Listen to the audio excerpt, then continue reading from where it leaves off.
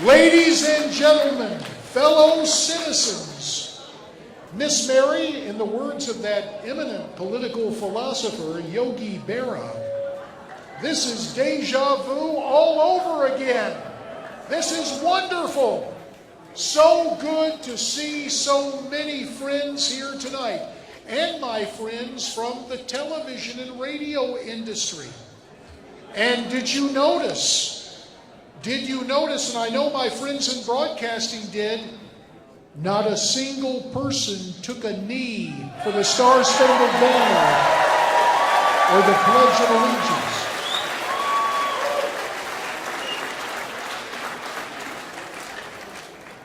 We have a remarkable opportunity in 2018 to reclaim a seat in the United States Senate for common sense conservatism.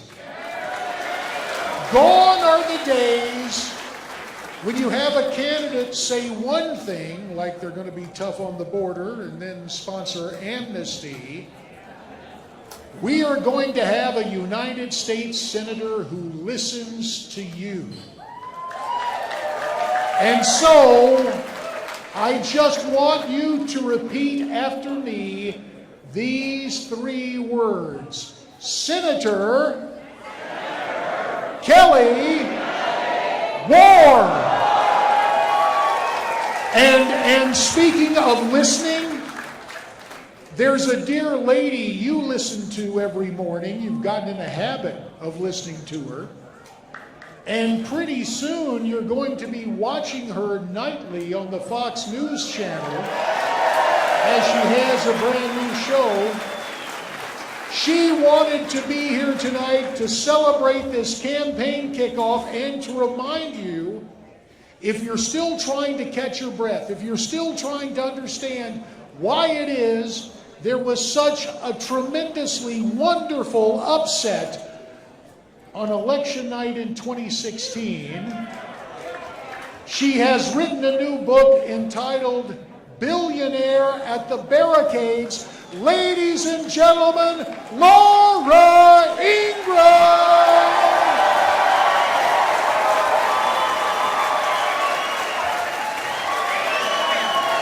Nice to see you. Thank you, JD. Hey, everybody. How are you? How's it going?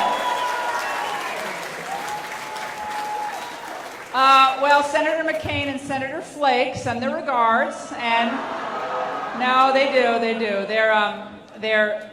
They were busy. They were going to stop by, but they couldn't make it tonight. They're busy representing Democratic interests in the state. It is such a great privilege to be here. I always write remarks and I never look at them, so I'm just going to give these remarks to, I don't even know who you are, but I'll give the remarks to you. It is such a great privilege to be here, and I'm so humbled that all of you came out to see a great candidate who is going to be your next senator, Miss Kelli Ward. And I want to thank everybody here who listens to our show on KFNX every morning here in Phoenix, which is our great affiliate. We'll be broadcasting tomorrow morning from Las Vegas, not from here, but we're so grateful that all of you turned out. This is a pivotal time for the country, and I know it kind of seems like people always say that. Oh, we're at a crossroads, it's a pivotal time. But think about what's happened in the last 11 months. In the last 11 months, we have seen the old guard of, frankly, both parties challenged in a way that they haven't been challenged in about 40 years. Since 1976, when Ronald Reagan almost won the Republican convention, that was the last time, and then of course he wins the nomination in 1980. And politics was never the same again. I worked for President Reagan as a young speechwriter in domestic policy. I am here for one reason, because of one reason, that was because of him. If it weren't for Ronald Reagan, Lord knows what would have happened to our country, and Lord knows the entire conservative media establishment would not have existed. I am here not as someone who thinks I have all the answers. I don't. But I do know who doesn't have the answers. And since we are in the South, I can say, bless his heart. But it's time to melt the snowflake.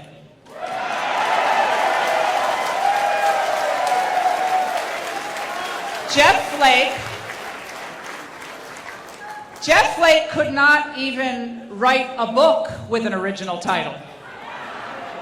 Here's a clue. If you're going to run as a Republican in a state as amazing as Arizona, it's probably a good idea not to title your book the title of a seminal conservative book. Of course, The Conscience of a Conservative. You can't do that because people actually they've read Goldwater. They know what he stood for, and they understand the movement that he started really in 1964. So if you can't come up with an original book title, it's probably a good bet that you're not really clued in to the needs and the hopes and the dreams of the citizens of the great state of Arizona.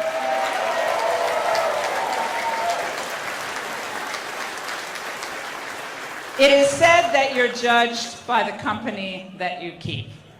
And that's pretty accurate, don't you think? I mean, we all are judged by the company we keep. And you're all pretty cool, so I think I'm judged pretty well right now. So I'm glad you're all here. But I also think, to some extent, you can judge a person by the enemies they make. And I'm thinking about the enemies of Donald Trump, or maybe the adversaries, to put it more diplomatically. Think about those enemies right now, adversaries. Antifa, which is a fascist group that pretends to be something else. The Democrat media complex. Some of them are here tonight. No, there's some good reporters out there, and they're doing their very best, and I know they're going to be fair in covering this event. It's okay. They're good guys and gals. They're doing their best. I mean, these are jobs that Americans will do. I'm sorry, I had to work it in. But think about it. It's to some extent the press, not everybody, but some in the press. They don't much like Donald Trump. They think he's not very smart. They think he's kind of a vulgarian. They think he doesn't really know anything about politics. They think that he is way, way radical on all these ideas. Antifa, the Democrat establishment, the GOP establishment, the Hollywood entertainment complex. And so I think if all of those groups are kind of against us, we're doing a pretty good job.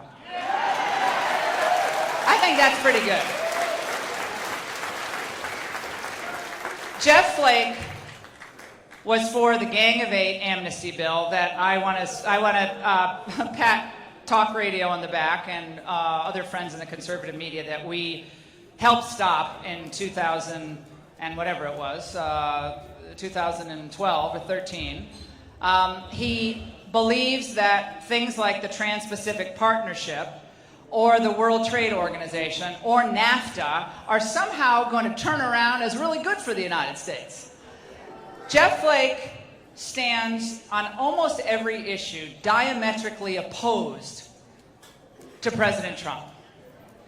He voted for a guy who he knew couldn't get elected president because he despised the Trump agenda so much. Now think about that. Jeff Flake was willing to lose the Supreme Court for a generation or more to stop Donald Trump.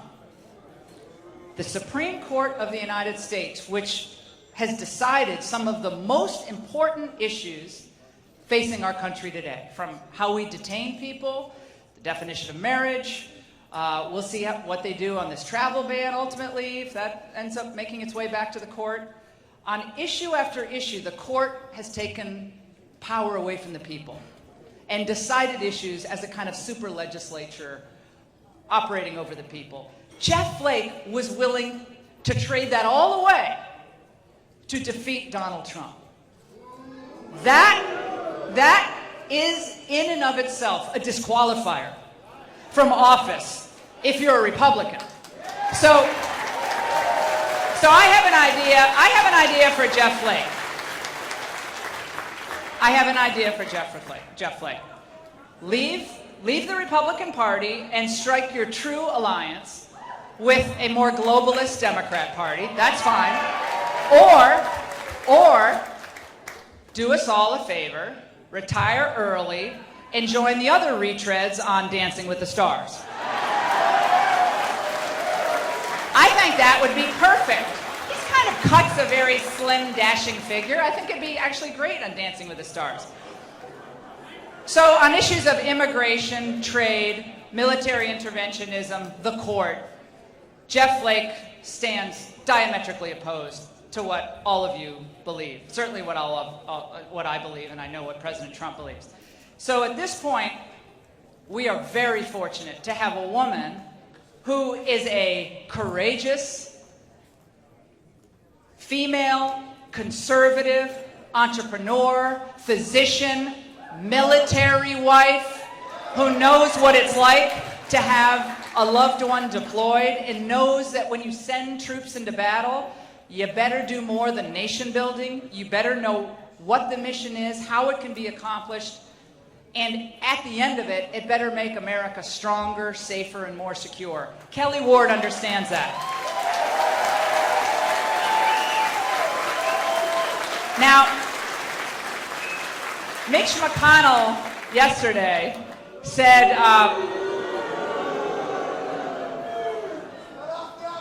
I don't even have to crack jokes on the stage. I can just say names. My goodness. Mitch McConnell said yesterday that people who want to run candidates against establishment figures, they just haven't been all that successful. They have all these candidates that weren't successful. They weren't very good candidates. And to actually be a successful politician, you have to win. Well, he's right about that. I mean, you do want to have good people. You want to have people who know how to deal with the press, walk through the fire, as Donald Trump showed he knew how to do. Get the fact that attacks are going to be coming in. There's going to be a lot of incoming. Know how to deal with it. He's right about that. And the Republicans have, picked some doozies as primary challengers against establishment candidates. So the old dog establishment guy from Kentucky, he's pretty wily. He's a pretty smart guy. However, I have 4 words for that. Eric, Cantor, Luther, Strange.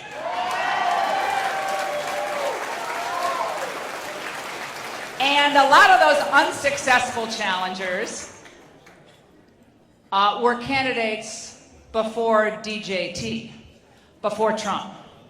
Now we have a new game in town. The great value of Donald Trump, and there's a lot to value, but one of the great values that I think is not appreciated maybe by some members of the press corps, and maybe some members of the Republican Party, is he kind of smokes everybody out. Right? We kind of now know where everybody stands, and that's okay. Wouldn't you rather know where everyone stands on issues?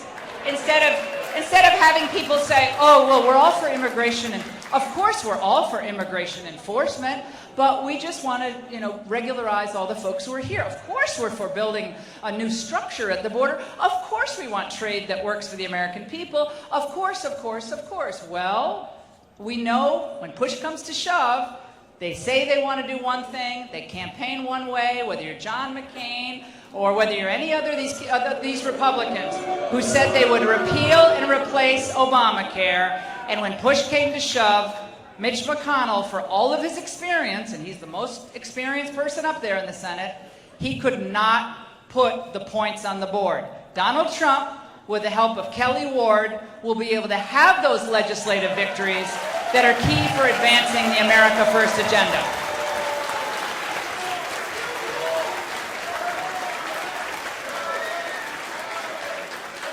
Last night, Senator McCain said that economic nationalism economic nationalism is essentially a scourge. It's just, fly-by-night, pipe dream philosophy. You know what I think is a pipe dream philosophy? Is the idea that you're going to arm a bunch of Syrian rebels, and you're going to take a chance with our soldiers and our special forces on the ground with people you don't know, we don't know, and we can't trust. That's what John McCain thinks is a realistic vision.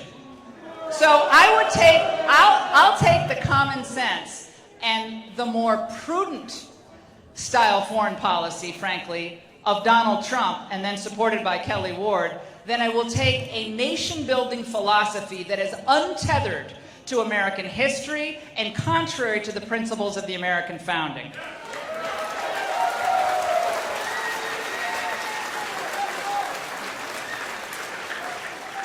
It's a simple question. Do you trust the people, or do you trust far-flung bureaucracies? Do you trust individual citizens to run their own lives and make decisions from education to how to spend, the money in their purse? Do you trust them, or do you trust Washington?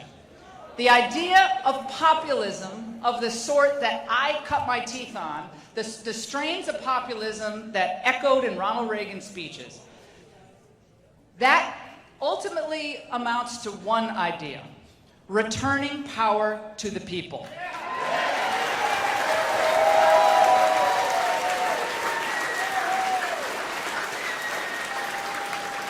Jeff Flake doesn't trust you, and I think, probably in his gut, he doesn't like you.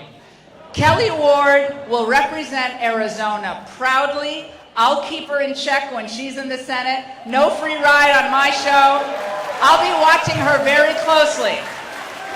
I know she's not going to disappoint because too many people like you have spent a lot of time volunteering your hard-earned money and your enthusiasm to back her. Let's push her over the finish line. Let's get it done for Kelli. Let's get it done for Arizona, but for the nation. This is a pivotal time for our country. We need to do this. We need to do this now.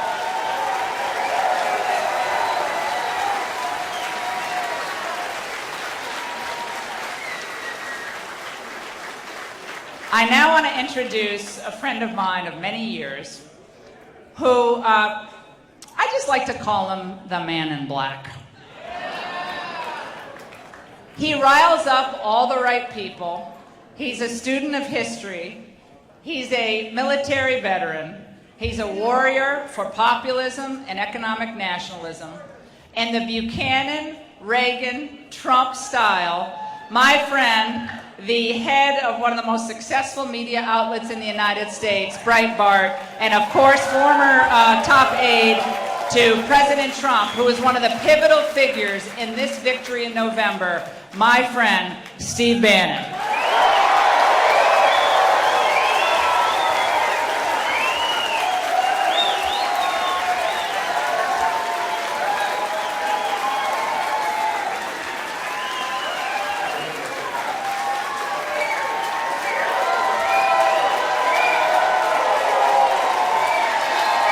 Thank you. By the way, I was just in the neighborhood out here seeing advocacy groups, and Laura was so kind to invite me to Kelli Ward's kickoff event. But I promised, she gave me so much grief at Value Voters, I shaved for you.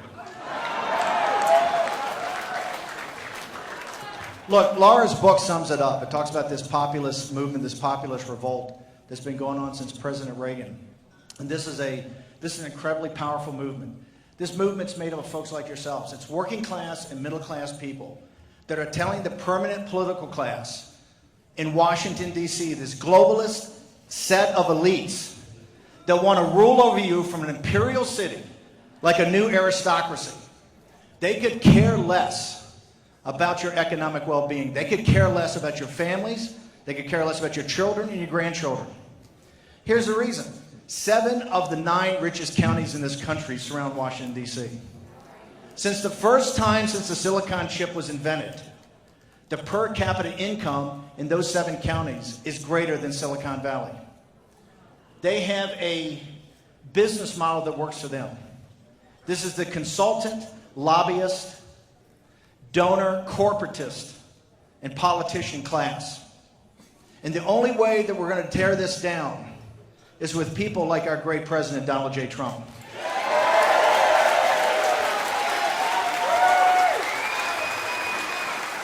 Laura Ingraham shows you in her book, and you've got to get the book, the roots of this populist revolt. But it was the bravery and courage of Donald Trump that took it to the next level. President Trump, a billionaire with a great family, a loving wife, terrific children, and friends that you can't believe, owns some of the greatest properties in the world, the greatest golf courses. He gave it all up. You know why he gave it up? Because he felt he had a duty to you, the people and citizens of the United States of America.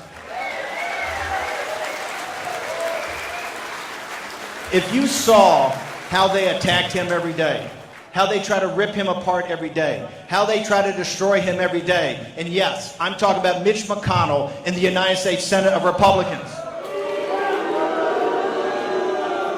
Have we ever had a commander-in-chief with people on the Armed Services Committee and people on the Foreign Relations Committee that say the types of things they say about Donald Trump? Is that acceptable to you, the people of Arizona? Do you think something has to be done about that? So tell me what you want to do. It's an open revolt, and it should be. These people hold you in total contempt. When they attack a Donald Trump and a Dr. Kelli Ward, it's not Donald Trump and Kelli Ward they're trying to shut up. It's you they're trying to shut up. They're afraid of you. They're afraid of you. You know why? This audience right here, you're an existential threat to their business model.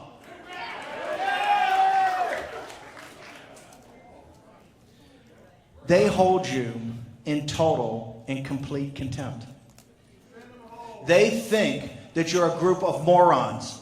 They think you don't have any idea how to comport yourself, live your life, or guide this country. But if you gave me the choice between being governed by the first 100 people that showed up tonight for this rally or the top 100 partners at Goldman Sachs, I would take the first 100 people here.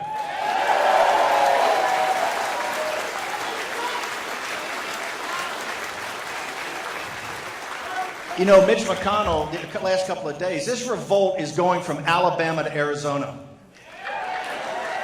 The last couple of days, Mitch has been saying this big thing. Hey, you got to win. You know, winners make policy, losers go home. Hey, Mitch, note to self, Mitch, Big Luther Strange and little Bobby Corker are both going home. These people, Mitch, it's 2-0. The people of Alabama and the people of Tennessee have already spoken. Your folks are going home. Their folks are going to make policy. And guess what, Mitch? It's going to be the policy of the President of the United States, Donald J. Trump, not what you want to do.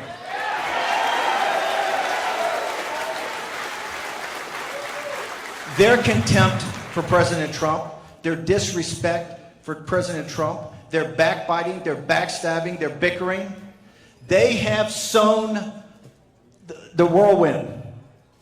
They've sown the wind. And they're going to reap the whirlwind. That whirlwind is Kelli Ward. Kelli Ward believes in securing our southern border and building a wall. Kelli Ward believes in negotiating tough trade deals that represent you, the American people. And Dr. Kelli Ward knows how to repeal and replace Obamacare. And Kelli Ward knows that Arizona could be the next Silicon Valley, and she's focused on bringing back high manufacturing jobs. Not service jobs, manufacturing jobs. There's going to be a long, tough struggle ahead, okay? This is going to be all the way to November of 2018. I would love to tell you people we could wave a wand and it's all going to be good. It's not. Every day is going to be a struggle. You're going to have good days, you're going to have bad days.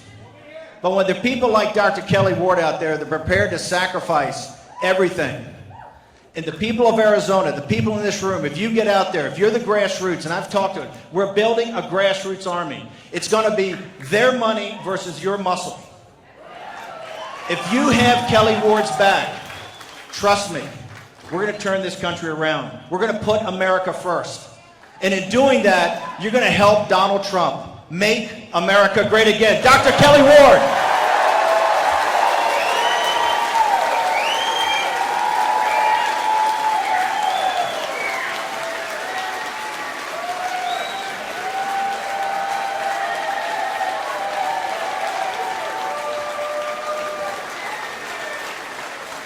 Wow.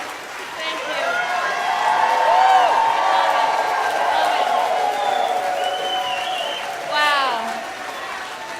Thank you.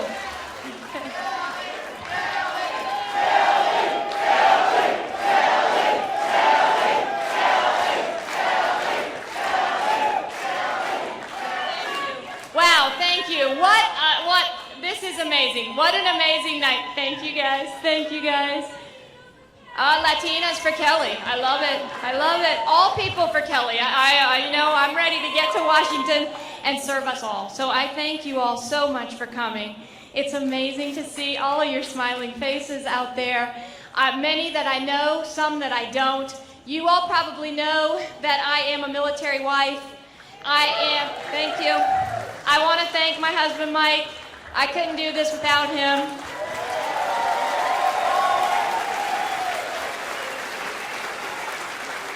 I'm also a mom of 3 awesome kids, Katie, Cameron, and Nick.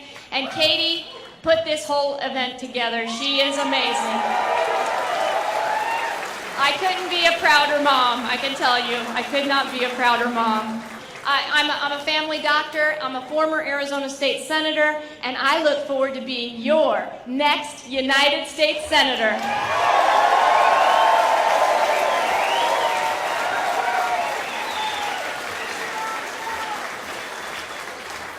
Now, many people ask me to describe myself, my political self, and I will tell you that I am a liberty-loving, constitutional conservative who is ready to go to Washington, D.C. and drain the swamp.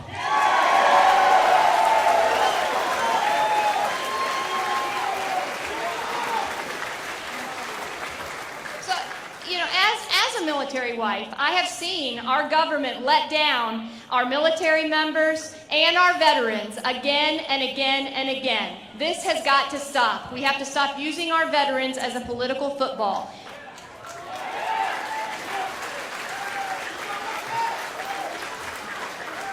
Now, as a doctor, a lot of people say, well, as a doctor, why are you getting into this dirty world of politics? Well, somebody has to do it. And I will tell you that as a family physician, I am a problem solver. I'm used to taking very complicated problems, breaking them down into very manageable pieces so that we can get good outcomes. Does that sound like something you want to see in Washington? And let me just touch a tiny bit on Obamacare. Okay? Obamacare is the reason why I ran for office the first time. Because it is an assault on healthcare liberty and on healthcare freedom. For all of us, it's an assault on my profession as a physician, but for each and every one of us as a patient. And so we need to work relentlessly to pull Obamacare out by the roots.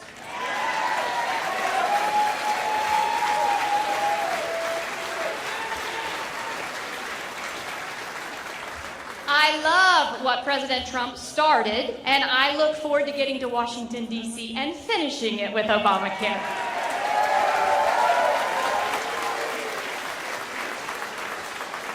Now, like most of you in this room, I know there are some people that are here not from Arizona, but most of us are Arizonans, and we have seen the effect of illegal immigration and our wide open border on every aspect of society. From public safety to corrections to healthcare to education to our very American culture, and it has got to stop.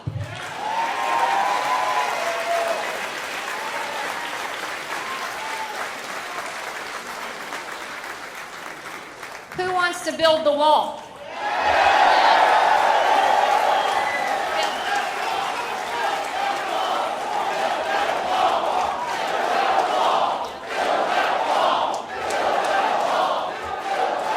Exactly right.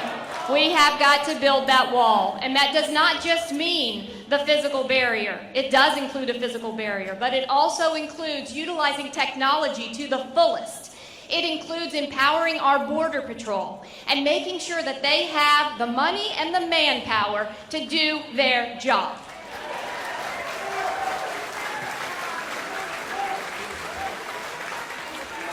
And the last piece of that puzzle is the accountability piece. And sometimes we as Republicans shy away from that a bit, but we can't, because employers who hire people illegally have got to expect consequences.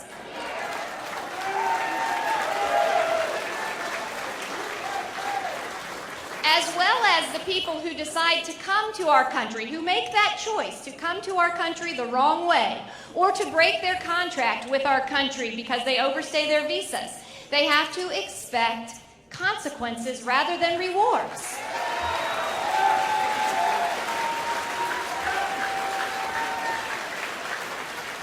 If we do those four things, build the wall, use technology, empower Border Patrol, and expect accountability, we will go a long way to making sure we stop illegal immigration.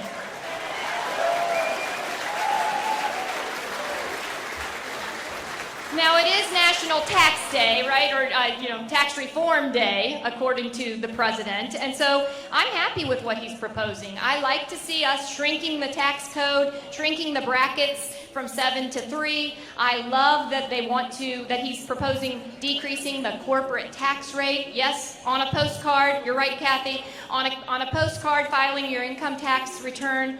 And what we as conservatives, as Republicans, need to let our liberal friends and neighbors know is that this tax cut, corporate-wise, is not just for rich, fat cat cronies. It is actually something that is going to benefit every single American across the board. Because number one, companies are going to be able to grow and create great jobs for American citizens. They are going to be able to increase wages for the American worker, and all of us in this room and everybody across the state and the country will benefit from lower consumer prices. So let's do it.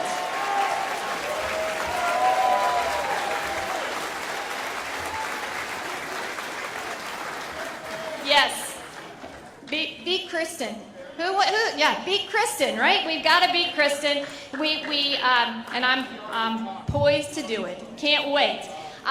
We are working very hard, and I do want to take a minute to say thank you to the grand hosts, thank you to the hosts, thank you to the VIPs, and thank you to all of you who came today to hear Laura and Steve and me, and who want to make America great again. Thank you. Thank you. So just know this. This is not going to be an easy task. Obviously, taking on the establishment on the left and the right is not easy. It's not cheap. It's not always fun. It is kind of fun, though, I have to admit. But if we want a different outcome from Washington, D.C., we have got to send different people there.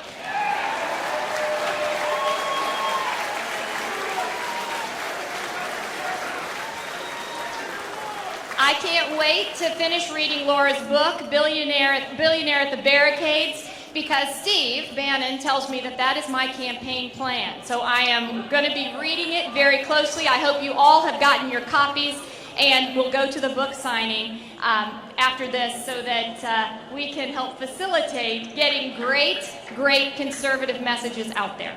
I thank all of you for being here. Thank you for being a part of Team Ward. Thank you for supporting me. Thank you. We will put America first. America first. Thank you.